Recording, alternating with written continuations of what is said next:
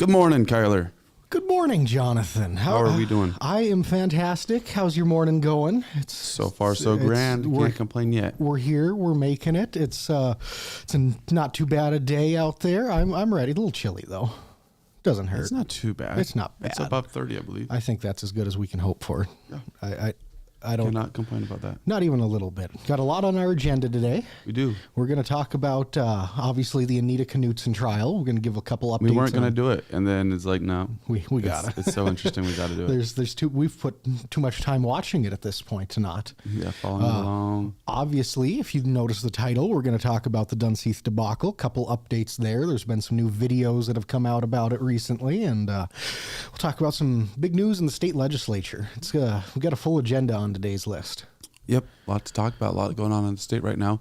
And I mean, there's other trials going on in the state that are awarding more money. So exactly, it's crazy. Big trials that were all over national news. Well, I mean, not the trial, but the trial is over was all over national news when it was happening. Yeah, the trial was not maybe all over national news. The result and the thing that led to the trial was all over national news The too. incident at the start, that's especially so.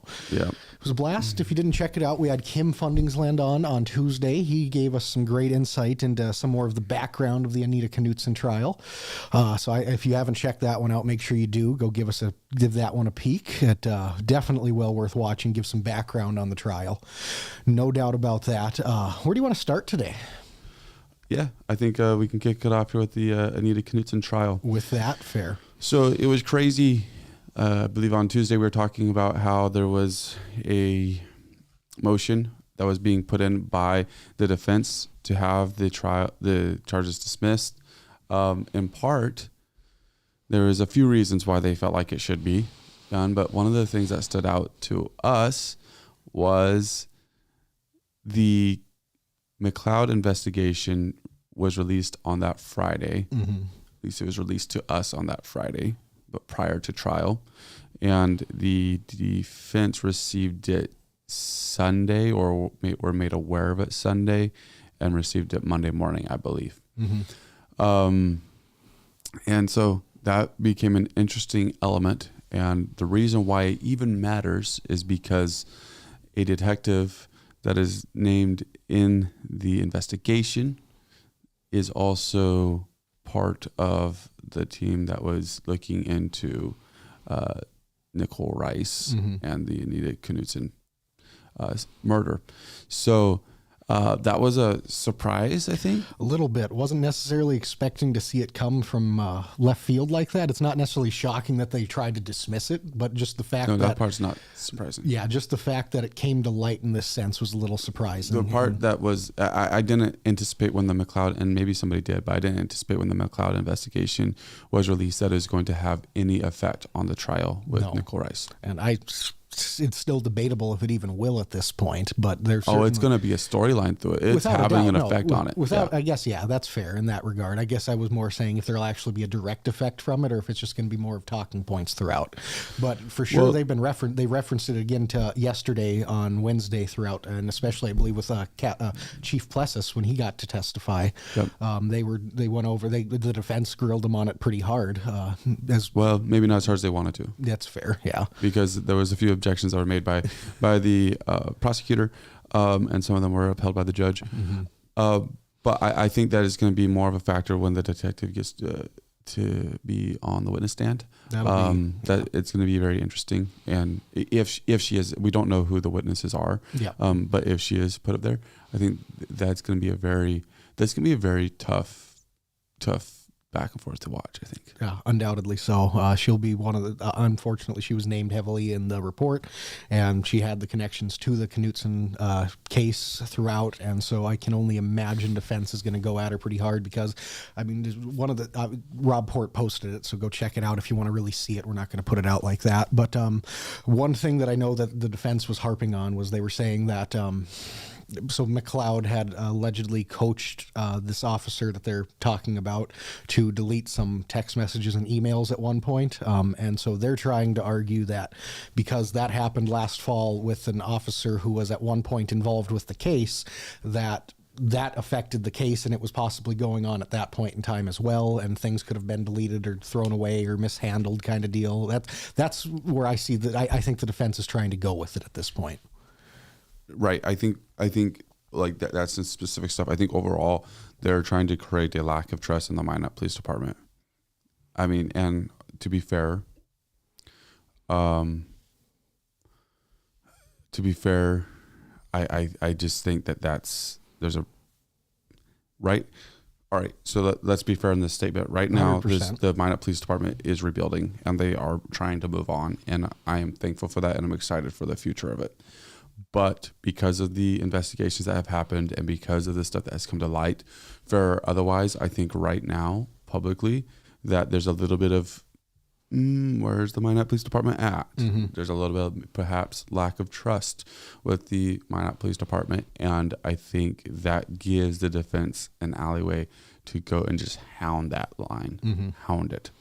And it gives them, it opens that window at this point. It does. And it's sad because it's your town. Mm-hmm. That's the thing. Like, if you know me on a personal level, you know, in 2020, I was a proponent of some maybe negative things towards police and other things of that nature. But like, Minot's home. I love Minot. I could have left Minot like a bunch of my other peers did, but yeah.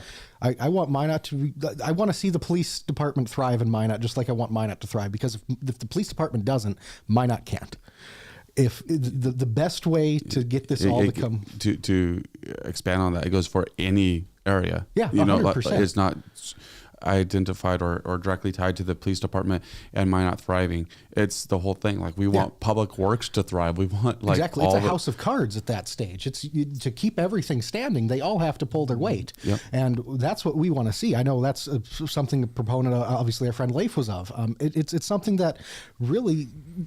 To see Minot grow and to see Minot thrive, everything has to be going at full shape. And when you see people continuously harp and throw shade at the police department, it's not going to help anything at this stage. And so it's just kind of a bummer to see it get put on the stage that has really become national, that the Minot Police Department is going to take some abuse. Yeah, 100%. They're going to be the poster child for it because of what they've had come to light over the past few months, and it's going to continue at this stage. It's not going to end over thanks to this trial. Right. Absolutely. So that's some things that were early on that stood out. Also, the defense, as they should, in their opening statements, they showed exactly what their goal was. And this was completely fair. And this is like the fun part of this. Their goal is not to necessarily prove that Nicole Rice is innocent. It's simply to prove that it could have been anybody. Yeah, 100%. And the opening statement, it was, what about this guy? We don't know what happened. What about this guy? We don't know. What about this person? We don't know. What about this person? We don't know. And you could tell when, I believe it was Lord Knapp was on the witness stand, that they were going and asking a lot of questions about her fiance, which was the maintenance man. And it was hard for her, which was sad because that's bringing her back to a difficult time in her life, as well as the maintenance man, I believe, committed suicide eventually. But they're asking very personal questions, be like, just trying to attack his character a little bit. Like, there's a chance that, you know, this guy maybe not been as all clean and shiny as you think. And it's an interesting. It's not shocking that that's the route they're taking. No, it's not. Yeah, people will be upset at them, I'm sure, but it's the route they're supposed to take. like, do I like it? No. Would I want my lawyer to do that? Yeah. Yes. It's the game that is played. It is. Do I like the game? No. Do I want someone to be my defense attorney that knows how to play the game? Right. You're darn right I do. I mean, that's just one of those things. And you were mentioning how they want to instill doubt in the jury's mind and just throw so many names at the wall to see what'll stick. Right. And you saw that. It was very prevalent in yesterday's testifying when they brought to light. The one thing I know they harped on a lot was the potential of seeing someone running a 6'2" person in a bloody sweatshirt running away, and they had was it Captain Sandberg, I believe, was talking, and they were talking to him about it, and in passing, and they were the defense was asking him, excuse me, and the defense was asking him if what he remembered about that, and Strandberg he's kind of piped up and said, hey, like we solved that, we know what happened with that situation. The guy came forward, and the defense kind of just pushed on past that statement, right? Because in the end, what the witness actually saw, according to Strandberg, was someone running northbound in a sweatshirt that looked like it could have had a stain on it. Not that they mentioned any kind of, they may have mentioned that it could have been blood, but not that it actually was or anything. And obviously, looking at hindsight, they found out that it was likely, according to Strandberg, it was someone on a paper route that morning that was running around. But I always heard the story that it was a jogger. But I mean, regardless, at this point, I don't think that's the one route to take. Yeah. And they furthered off of that into really pushing that Devon Hall narrative too. Right. That asking a lot of questions about Devon Hall. Yeah, because when it was former investigator Goodman that was the last one to take the stand, they were talking to him about it a lot, because he was one that went out to Wolf Point, Montana to do a lot of interviews with some people out there, because what happened was a little while after the interview, he received a phone call because someone that was at a facility that Hall was connected with had said that they needed to pray for him in case he was connected to this. And so that prompted him to go start investigating some things. He talked to a lot of people out there, and he kept trying to get Goodman to give his opinion on what those people thought. And the prosecution continuously kept interjecting with objections for hearsay, and probably 3/4 of them the judge sustained and made the defense redirect the question. But so much of it was just with the hearsay stuff. There was some back and forth that it didn't actually make sense, because it felt like it was overridden, and then come to find out the judge was actually fine with it. And you listen to the question like this does not sound like a hearsay question. They're asking for a fact, not for whatever. It was hard to track. Yeah, it was. And they were asking for like his takeaway from it kind of thing, rather than what is it. I mean, he is an expert. So he should be able to give, like, at the time, this is what we saw. And like, he might, obviously it's been years, so you're not going to remember the specifics, but when they hand you the transcripts of it all. Although I'll say this, because we'll go back to a couple witnesses in a minute. There was other witnesses where you're like, all right, don't know if they can remember, but those detectives, they know that they potentially, because they're humans, have forgotten details, but they know that case inside and out still. You could tell they were very well informed. Without a doubt. And Goodman and Strandberg were a couple of the key officers that were involved in that for over a decade, pretty much.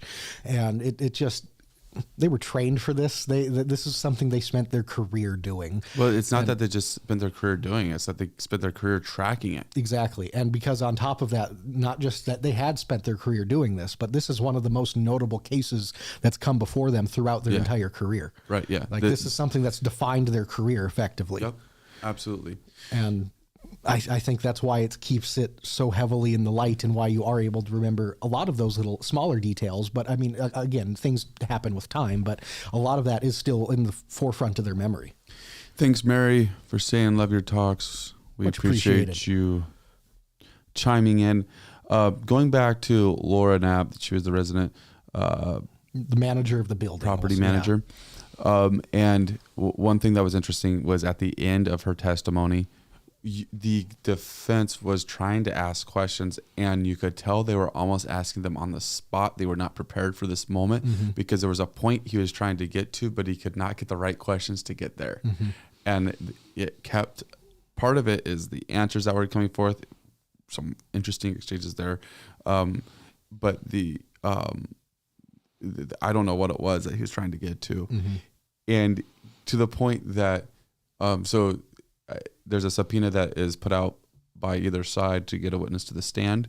And so when that side releases them from that subpoena, then unless if the other side has a subpoena on them as well, they do not have to go back to court. And so the state released the resident property manager from their subpoena, and the judge asked the defense if they had any problems with that, and they're like, we don't want to release them from the state subpoena. And it's like just a really well laid out line. And then the state's like, wait a minute, like, we're releasing the subpoena. You don't get to keep them. Yeah. And so then judge like, do you have your own subpoena on them? Like, no, we don't. So that And so they have a missed opportunity there. And I think, I don't know what it was there, but they're going to be trying to find some way to get that moment back. yeah, because you could tell they wanted to go along a line of questioning that we couldn't fully see how they wanted to get there. But you could tell they had a plan to get to an end point. It's just a lot of the pieces weren't there. So I think that's why they wanted something with the window screen. Yeah, it was something to do with that and why it was removed. And I think it was part of she was saying like that might have not been our window screen. Mm-hmm. And the thing is, if there's just lack of clarity, then that's good. Because one thing that did come back, she was talking about with a lot of the pictures that were taken and she was shown were at the facility and on site kind of thing. And I think one of the arguments with that picture of the window screen, it was actually, if I remember the testimony right, of either Goodman or Strandberg, it was taken the following day at evidence at the Minot Police Department. So it wasn't in the location of the facility that she was familiar with, so she couldn't guarantee it kind of thing. And she was hinting that it might not have been hers. It was a little, there were some questionable things with that. And they were trying to insinuate that it was interesting that they never talked specifically about it, maybe, and I don't know. It was they were going down. There's something there. Yeah, something there for sure. And she was the first witness yesterday, and after her, it was Chief Plessis. He was his involvement with it. If you're not familiar, he marked the spot. Man, he was the first responding officer on scene. He was there, like he said, for probably no more than an hour in his testimony, and then it was pretty much transferred off of him onto someone else after he took someone to go get a statement, I believe. Yep. So, great day. The first day of actual trial, not just of paperwork, but of actual trial, was Tuesday. And that had both parents called to the stand of Anita Knutson.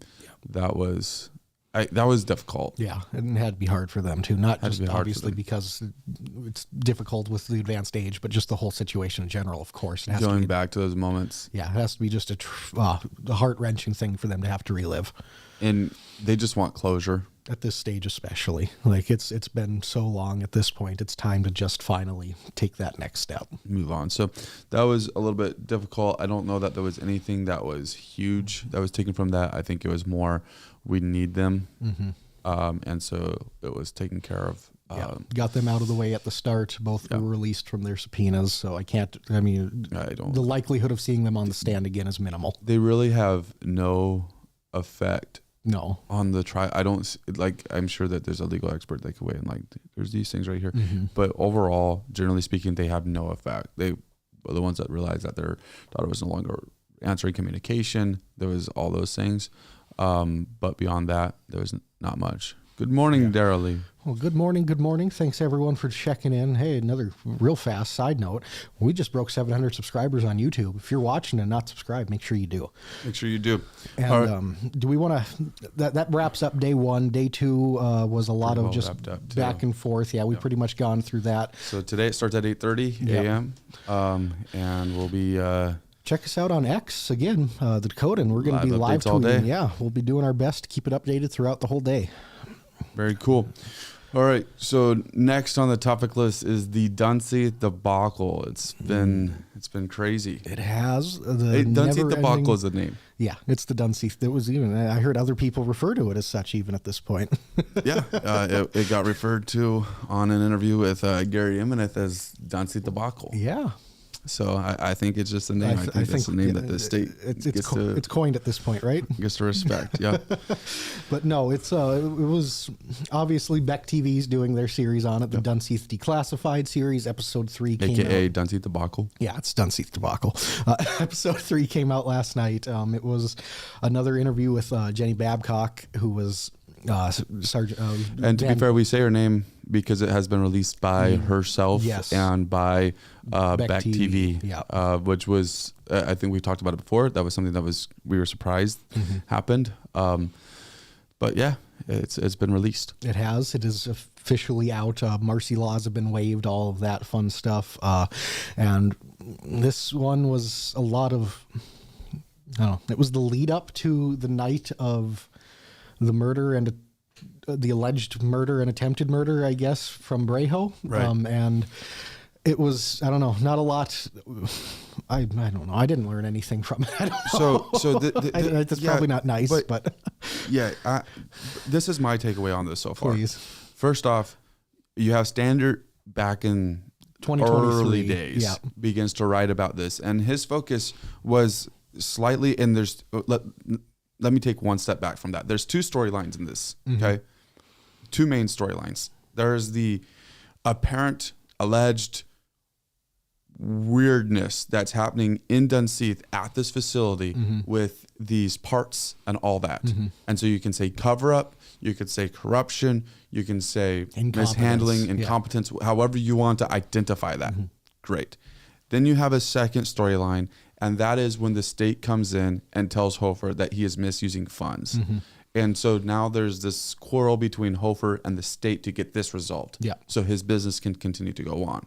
Okay. So those are the two storylines that you're finding in this. And so from the Dunseith Declassified, what they're focusing on is a sub storyline that we talked about in our long form content, which was great content, by the way.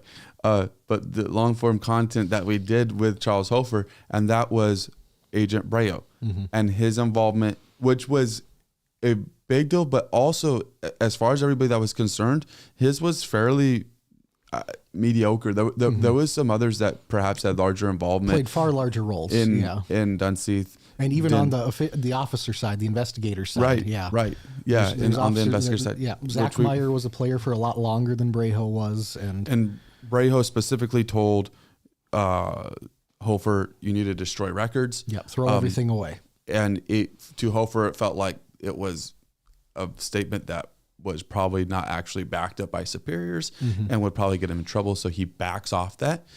He doesn't do it. And so then there was this murder on Christmas Eve in 2023.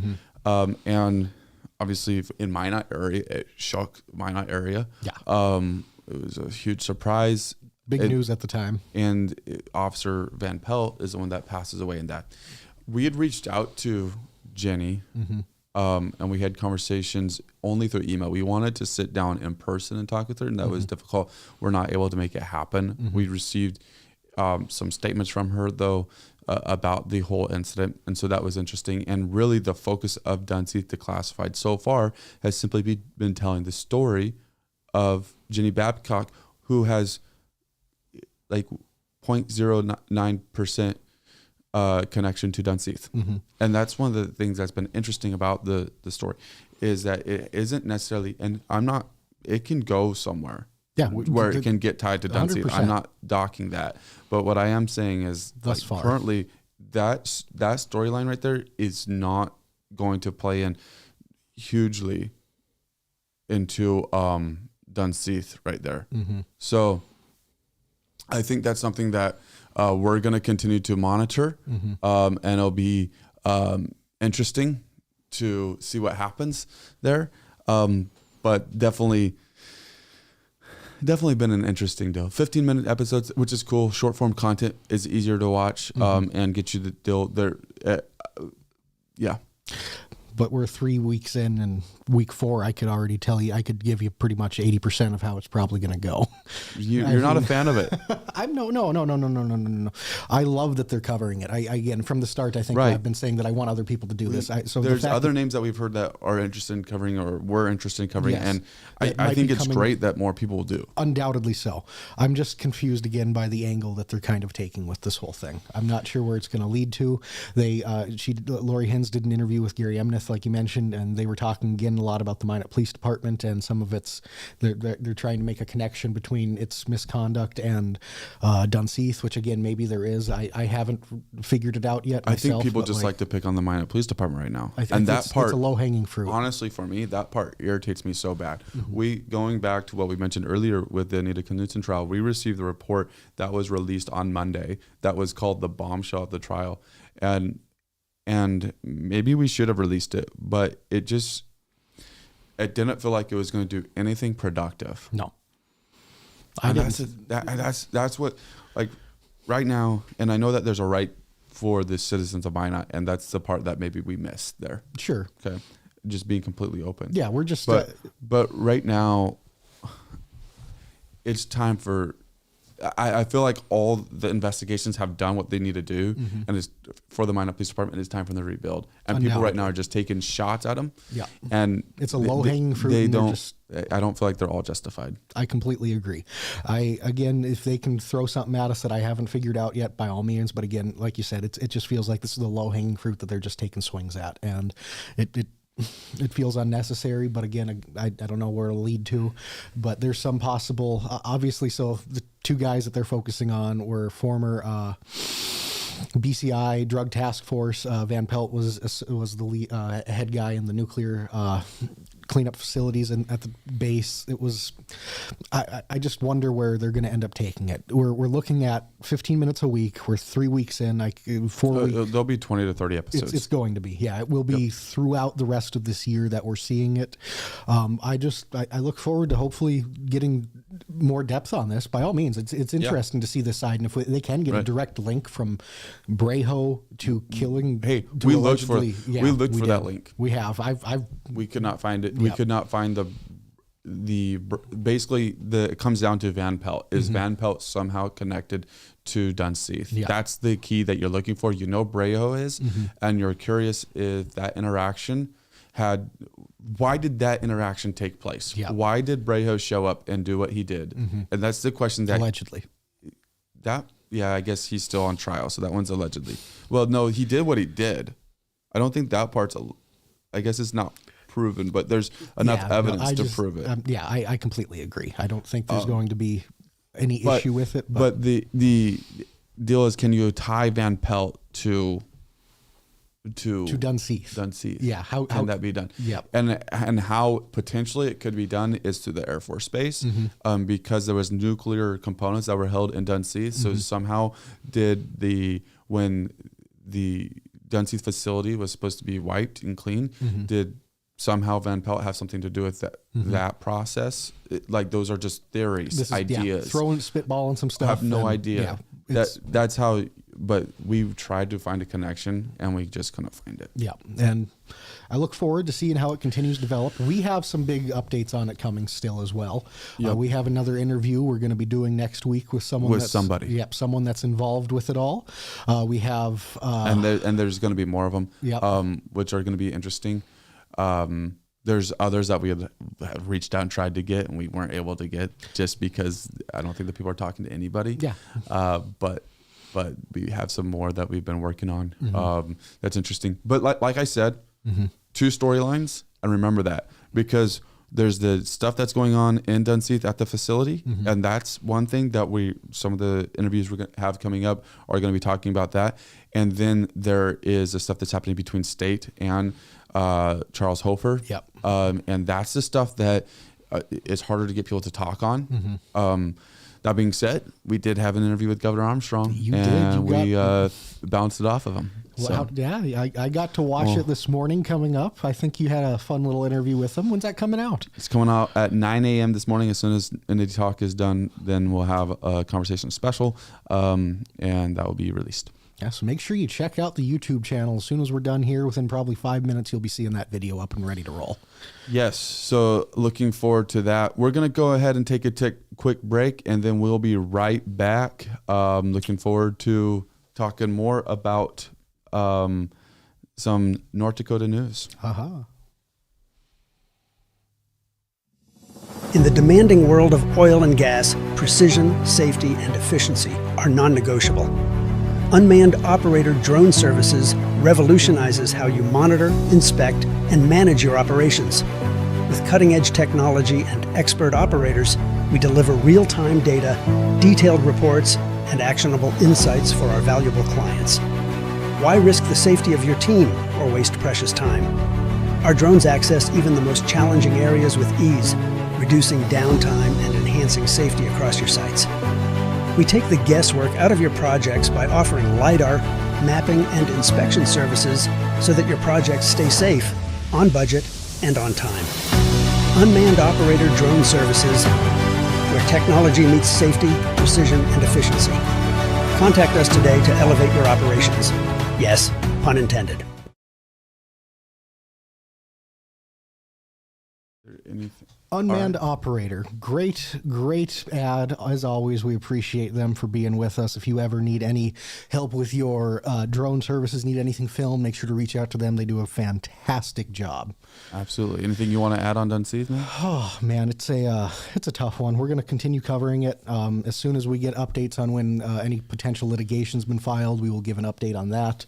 It's coming. It's coming. Yeah, make sure to follow along. It should likely be by the end of the month, but I won't guarantee anything at this stage. But we're going to keep following it along. We'll be doing our part, for better or worse. This is kind of our shtick at this point. We are the Dunseith guys. For better, for worse. Yeah. But no, again, we'll keep everyone updated with it, and we'll be following along Beck's special as well. Again, love to see that they're doing it. Love to see some other names possibly reaching out. So Be on the lookout for those. Very good. Hey, and they got to use our footage, so that's good. Our stuff was useful. Oh, exactly. We were. You'll see our pretty faces in there if you watch them. Don't worry. On the first and second episodes. Yep. It really wasn't about us. It was more about Hofer. Completely so. Yeah, we make like a quick 5-second appearance at most. Yeah, but it's about Hofer. It wasn't about us. Yeah, no, exactly. They were taking quotes from Hofer. Yep. And yeah. All right. So moving on, let's jump over to the interview. We did an interview with Governor Kelly Armstrong. You did.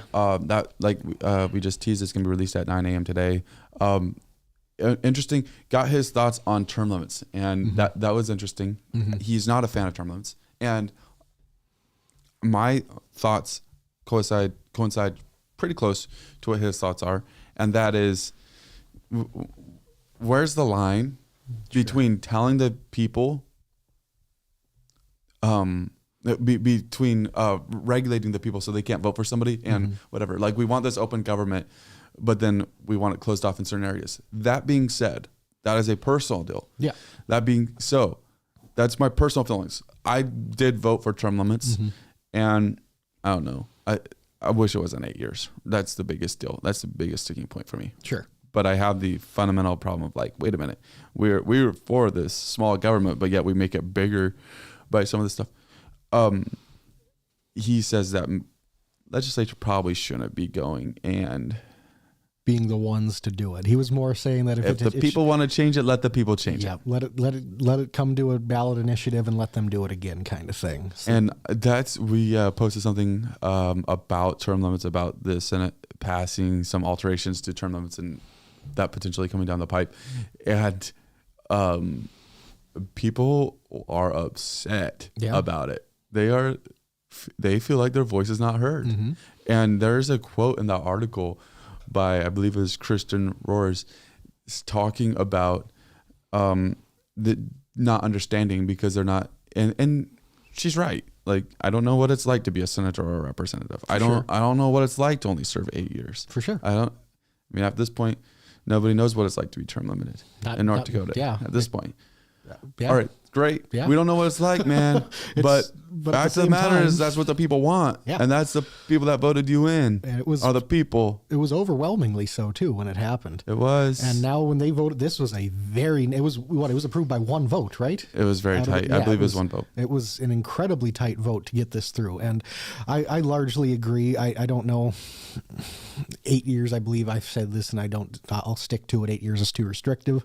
I think personally, I would lean towards, and this probably sounds rough, but I would lean towards, since there is a minor or a minimum age, I think there should be a maximum age rather than maybe a term limit itself. I will feel free to argue all day long about what that maximum is, but I definitely think it should be from the people to initiate this thing again.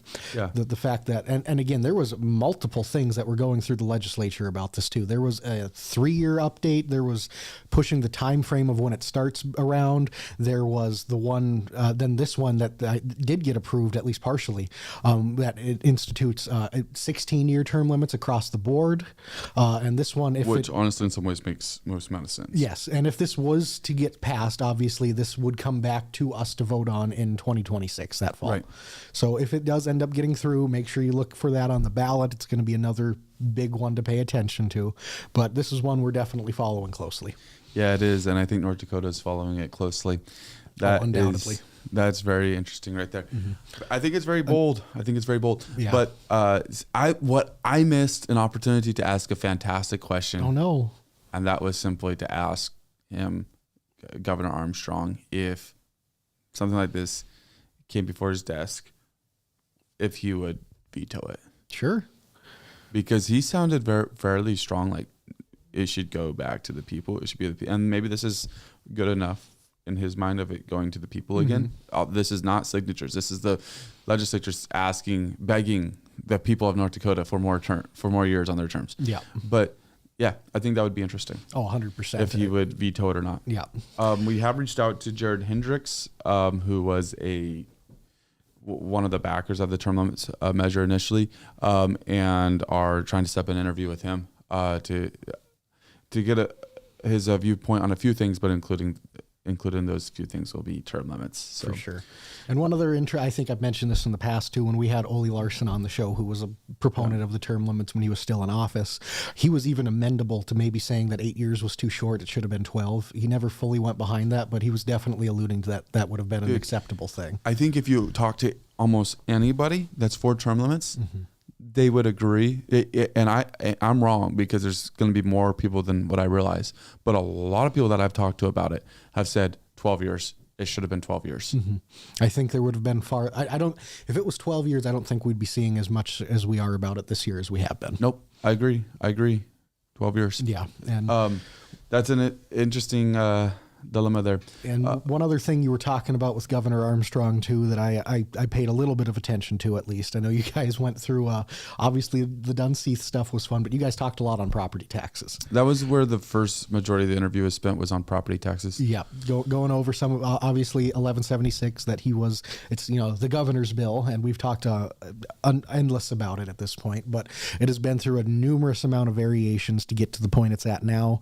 And he's still largely in support that it's going to do the job. Yeah. That's what I took away from that. He thinks it's good to go. I don't know that I agree with him on that. Actually, I know I don't. I tried to get some questions about that a little bit more, but it felt like everything was pretty well stuck to... he had his bases covered with what he wanted to say with it. Stick to what he normally says about it. Yeah. So we weren't able to uncover anything great. The one question I would have asked is, as a follow-up, and you guys were talking about the housing market, is how it's going to incentivize first-time house or right. first-time home buyers. When I brought in the housing market on it, and he very well avoided the point of the question that I was asking. And so I probably should have doubled down on it. Been like, well, already it was difficult to find a home under $150,000 when I bought it, but bought my first home. That was almost 10 years ago now. Sure. So how much more difficult is that going to be now? Exactly. Tell me about it. Yeah. Well, I might have one you can buy. No, I'm kidding. We'll talk in the future. Yeah. But yeah, for sure. Especially finding an actual single family home that's not a duplex townhome or something like that. Exactly. And that's the big thing, is having that actual single family home that's not a townhouse condo kind of situation. Yep. So interesting interview. Be sure to watch out for that. Jonathan's going to have it coming out again pretty much right after we're done here. Another interesting thing that's going through kind of on the same level we were talking about there is the single item ballot measure. Yeah, got passed through part of it too. And that's an interesting one, because obviously last fall there was on the ballot, it was a 3-part thing, only allowing one item on the ballot. It had to have a 60% threshold, and it had to have a dual vote on it by the populace. This one, it narrows it down, and this is the one that I was a proponent of, more so, of the 3 parts. So you can take it and you can simplify it, and you only have one item per proposal per ballot measure, excuse me. This is the one so it will simplify measures in theory. It's going to take things a lot more streamlined, and I think this is the one, if you were to do any of those 3, this is the one that I was the most fond of. You like this one the best? I'm not against this by any stretch. It's Senate Resolution 4007. Yeah, I believe some of the things that I've seen in response to it was more, how do you identify a single subject rule? I think that was the... and how can you guarantee that you can contain it, everything you need to have under a single umbrella kind of thing? Right. Yep. So yeah, and I'm trying to pull an example off the top of my head. I don't necessarily have one readily available, but basically if you're going to add a date to something and you're going to have subject of that? Or is that two different subjects that are being handled? How does the single subject apply to all the amendments? So even like if you go back to the property tax, and that was so broad, you have if you would have actually put a plan together and had that part of it, does that become multiple subjects there? Yeah, do they count it as a dual subject, or is it all one because it's under the branch of property taxes? Right. Another one would be like marijuana legalization. If it's to be legalized and decriminalized at the same time, Right. does that count under the same blanket, or does that have to be two separate things? Yeah. And I guess that might be the only confusion on it, but I think largely this is going to help streamline processes. Plus, you're not going to see omnibus measures get thrown at us like we did last fall, where it was this 60% threshold and a dual vote. Yeah, right. Yeah, there's probably some good in it, but also there's also some negativity to it. So we'll see. It's the way that with anything in life, there's good and bad. Exactly. You see it on both sides for a fact. So of that. it's like term limits, man. And then, of course, as we mentioned with the when we were talking about Governor Armstrong's interview, his 1176 also passed the Senate. Still has to go through appropriations, and then it has to go through before both houses again, kind of deal. But largely, that one looks like it's probably going to end up getting passed. They'll probably make a couple little alterations, especially if Lauser Weiss's bills also get approved. But expect that one likely to be happening, I say, at this stage. Yeah. Yeah. So very, very interesting. Things are happening. It's like getting to the exciting part of the legislative Stuff's season. getting signed. Stuff's getting finalized. It's happening. It's starting to sort of it's actually like at the midpoint now. It's starting to actually kind of wind down out there. It's. I don't know if it's winding down. No, not yet. I feel like legislative session is full steam until it's done. That's fair. And then just one day it's done at 2 a.m. You're like, oh yeah, they finished last night. And they're done. Yeah. Oh, one other one that I saw you had here that I thought was pretty neat was the dairy farm incentive. Yeah. So apparently there's no milk process or dairy processing plants in the state of North Dakota. So all the now very limited amount of dairy farmers that are in the state have to ship their product out of state to have it processed before. And it may be limited because there's no processing in the state. Exactly. So now, and that kind of goes full circle. And so this is providing an incentive for some hopefully for some dairy farmers in the state to build such a plant, and obviously one's already in the works. It's a little interesting. I don't think it was all started because of this, but it was by Dawson Holly. Yep, out of Mandan, right? Yep, and his family had already been talking about it. They're one of the larger dairy farms in central North Dakota. They had planned to establish a milk processing plant on their farm or neighboring property with the goal of breaking ground in June, I believe.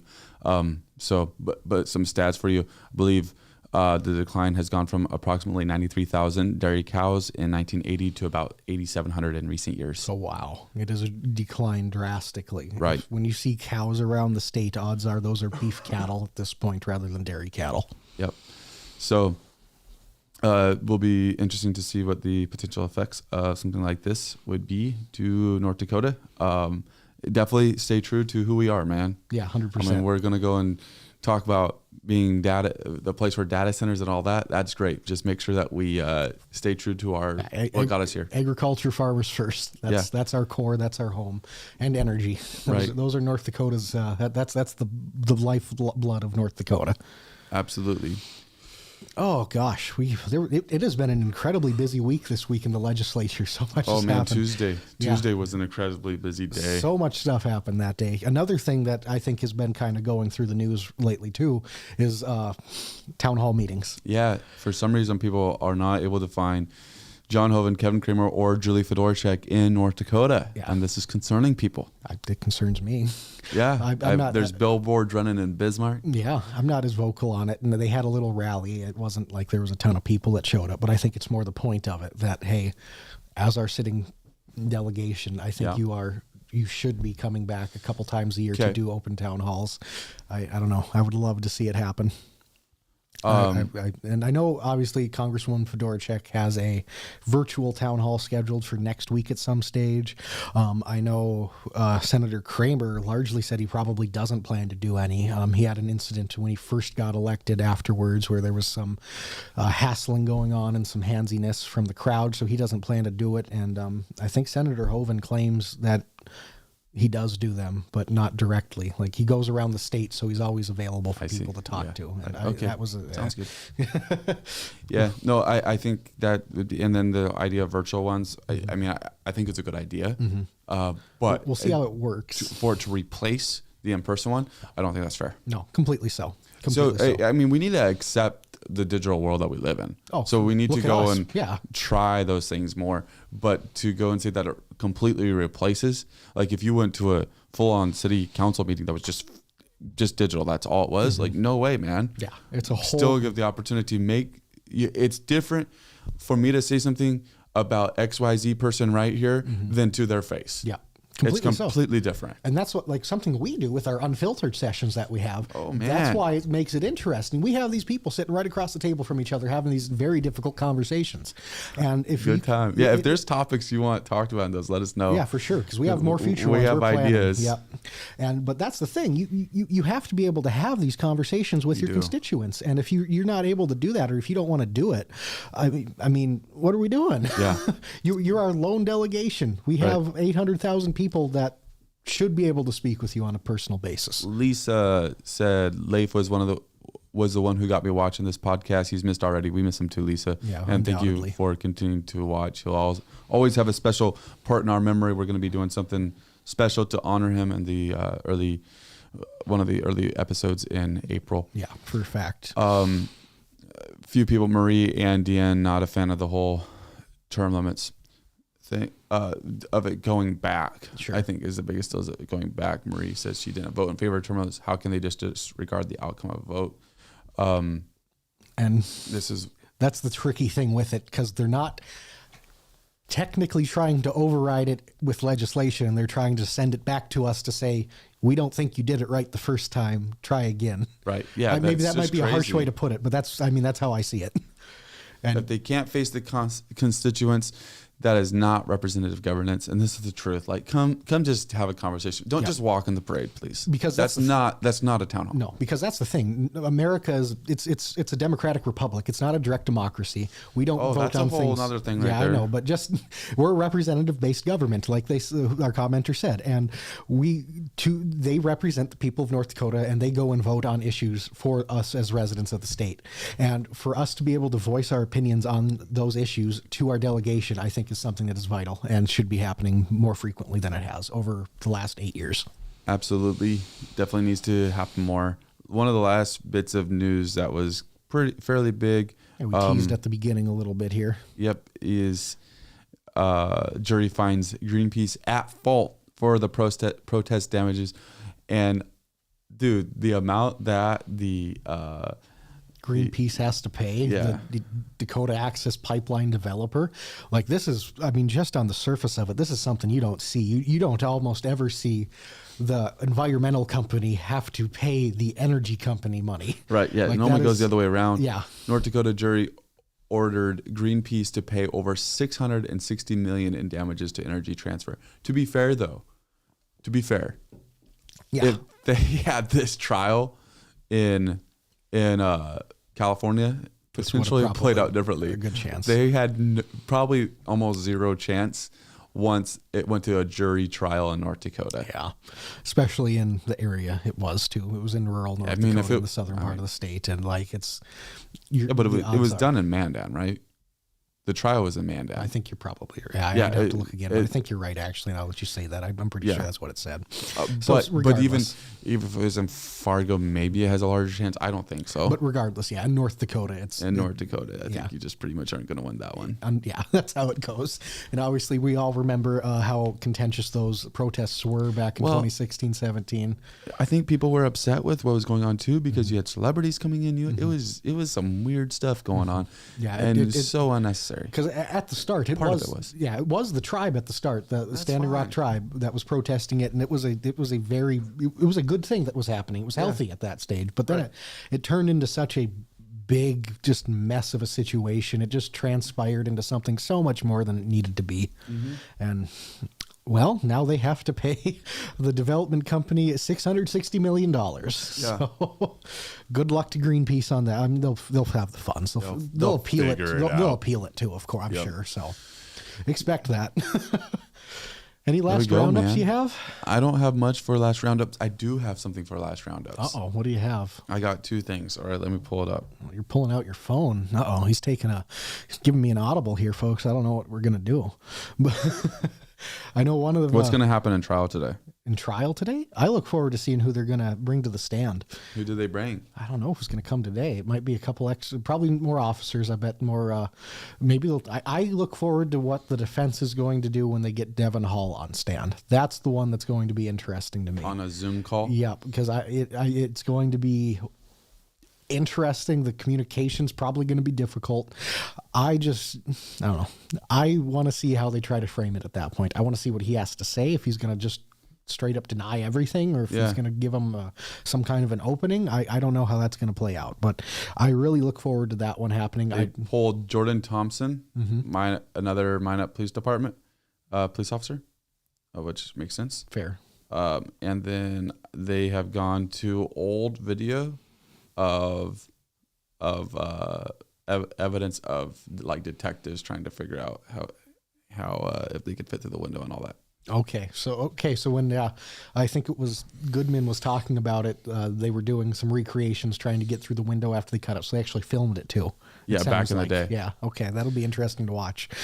Marie, have we been in touch with Justice for Katrina? No, but thanks for that, because that is someone that I wanted to reach out to, so we'll get on that right away. Thanks for that. This was posted by Ryan James Gerdusky, who is somebody that tracks polling data. Sure. CNN poll. Who do you think the leader of the Democratic Party is? He says Democratic Party. Isn't it just supposed to be Democrat? Who do you think the leader of the Democrat Party is?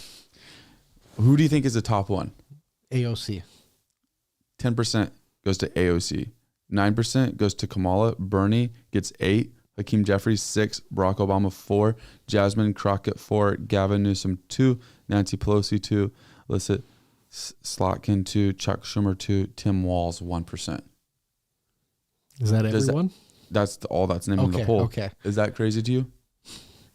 To an extent, but I also this is something I think we could have foreseen coming in the past with that next wave of progressivism kind of coming up. I mean, this has been one. But who becomes the candidate?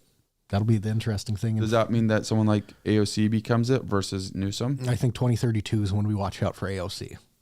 I think that's going to be her gap at that point. I think I could see her challenging Schumer in the Senate in 2026. I could see that happening. There's been a lot of talk about that. That would be an incredibly interesting thing. Another thing she could also do, she could run for governor of New York too, to try to get her profile a little bit differently done. Because right now the popular thing in this. You really think that she would get governor of New York?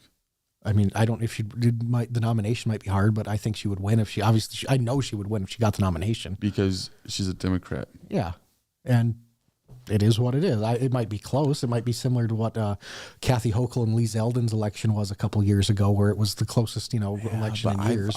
Right. I think it would be closer than that. It could be, but I still think she wins. I think New York is. Like, this will sound weird, but I think it's more red than people think. Oh, for sure. Outside of New York City, it is for a fact. Most of upstate is. And but I don't think, like California, they're talking about how it was more red in years. California is red or is blue. And I don't feel like New York is the same type of blue that California is. Okay, that's fair. California is very, very progressive. Mm-hmm. New York is not the same type of progressive that California is. There's still almost that old, like, Mario Cuomo kind of, old head Dem kind of thing. I that's how I view, and not boots on the ground in New York, so I could be completely wrong.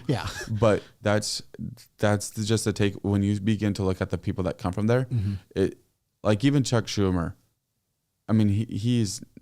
I don't agree with a lot of the stuff he puts out, whatever, that's fine. But I don't see him and AOC, like Chuck Schumer or AOC, which one? Like, they're the same. No, I don't see that. I don't see that at all, but I could be way off. That's fair. And I think politically they are on very different state or areas of the progressive side of the, you have someone that's probably much more center left and someone who is openly progressive and probably borderline socialist. Yeah.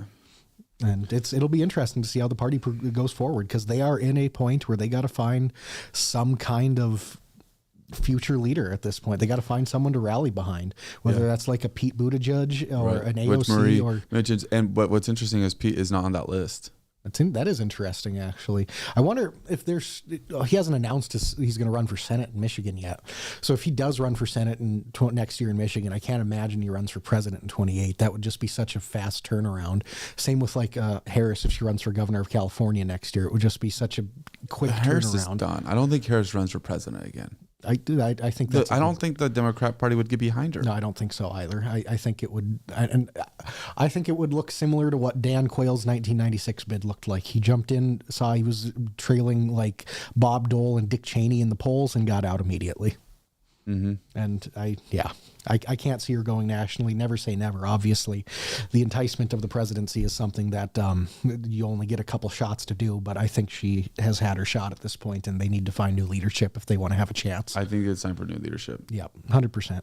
Okay, so that was. So can I end with one last curveball and then I'm done? Let's do it. I'm ready. Okay, so going back to the Anita Knutson trial. Okay. These are takeaways that don't matter, but that just stand out to me like crazy. Fair. I have one too that I just thought of. Go ahead though. One, Mr. Sand. Mm-hmm. Always sporting the vest. Yeah, I do like the vest. It's a classic look. It is. I don't know that I love it. I do. Okay. Well, vests are cool, but he doesn't wear a cool vest. No. Get better vests. Fair. Okay. You can do a lot with a vest with a suit. Come on, Dwayne. And I feel like he's missing a little bit. That's fair. But that part's interesting. It's gonna be interesting to watch them get more tired too throughout the trial. As they just get more and more haggard as it goes on. Yeah, to see them worn out. Start going over wearing outfits multiple times. And No, I don't know that the defense will be wearing multiple outfits. Or if they do, it will be well disguised. Okay. All right. The prosecutor, they have used both of their attorneys. Yep. Both states' attorneys have had chances. The defense has only been using Mr. Sand to question. That's interesting, and he has his brother right next to him. Okay, that's what I was going to confirm. They're both there. Yeah, and so it's not a deal of trust or anything like that. It's just he's taking the fourth. And maybe there'll come a time when that'll switch, or maybe they're trying to. Maybe it's a tactic. That's the thing. Yeah. It's a game. This is the fun part to me. I know that there's like huge implications of what can happen. Yes, but it's a game. It is. That's all a jury suit is. It's just a game to win over the jury. Yep, that's the whole goal that he has. And so I don't know if that's why there's only one that's actually talking, so that way they only have to build trust with one person. That's fair. Another thing is Nicole Rice. Obviously, she's the one that's getting defended, and just her outfit choices so far. And I don't know what her outfit is today fully, but so far chosen very light colors. Yeah. And is that something? Why is that? Is that because that makes it more open, more? Is there an intent to it? Is there some planning going on with that behind the scenes? How much planning does the defense put into things like that? Probably a lot more than you'd think. I almost could guarantee that. Especially on the defense side of it. Especially on the defense side. I think the prosecutors should spend more time thinking about stuff like that. Yeah, because optics is so much in this stuff. Oh, it's huge. You have to be likable. You do. If you're likable, that is like, I don't know what percentage, but that is a percentage of it. Yeah, that's so much to the jury at that point. Like it is one of the pinnacle factors in what the jury decides on. And one thing that I really liked that I noticed, it was towards the end of Captain Goodman's testimony. They were asking him about when he went to Wolf Point, Montana. They asked him about how far Wolf Point is, and it just felt like one of the most North Dakota answers he could have given. Oh, about 3-4 hour drive. Yeah. And it's just like, that's perfect. We don't think about miles or anything like that. How come that wasn't objected as hearsay? Because we're all North Dakotans, and we but I mean, it should have been fact based. Yeah, you would think, yeah, right. Technically, so does he actually know? Is he an expert on how far it is? I'm just being dumb. I could not. I was talking with my wife yesterday. I could not be a prosecutor. I'd be awful at it. I would be, if I was on one side or the other, I would be a much better defense, but I would not be a good defense probably. Fair. But I would be much better defense than prosecutor. If you had to lean one side, that's where you'd go. Yeah. Connie says he looks like a TV lawyer. Mr. Sand does. That's what Tyler said. That was my take. He's like your most generic, typical, like if you had someone in a movie for what you want your defense lawyer to look like, it's Dwayne Sand. He sounds it. He looks it. He's got this slicked back hair. Like he's perfect for it. Do you like him? I would love him to be my lawyer. Next up, we've heard a lot about him. We heard about him when Kim was here. Detective Robert Barnyard. But okay, this is going to be one of the big ones. So yeah, make sure you follow along. We're probably going to be wrapping it up here. So check us out on X. We're definitely going to be live. I'll be live tweeting it here this morning for sure. Where exactly do you find the best of Anita Knutson trial? So I don't know about clips and stuff like that. I don't know where to find the best clips of it, if that's what you're wanting. If you're just like YouTube has a lot. Obviously, that's you knew that, but we'll tell you anyways.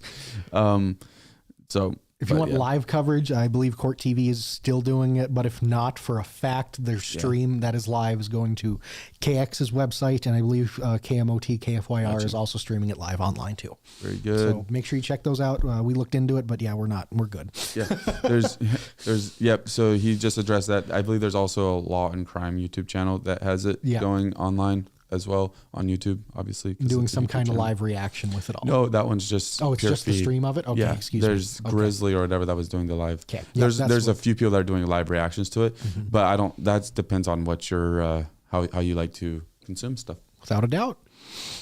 I think, is that it, Jonathan? I don't have any more curveballs. I do have more curveballs, but I'm not willing to throw them out there. Not going to lob anything up today. I appreciate it. Thank you for watching this episode. Like Kyler said earlier, be sure to like and subscribe, become part of the Dakota community. We're growing over here. Great things are happening. We're excited for the future. Big announcements come April. Absolutely. Maybe everyday stuff? Might be. I don't know. We'll see you guys. Have a great day.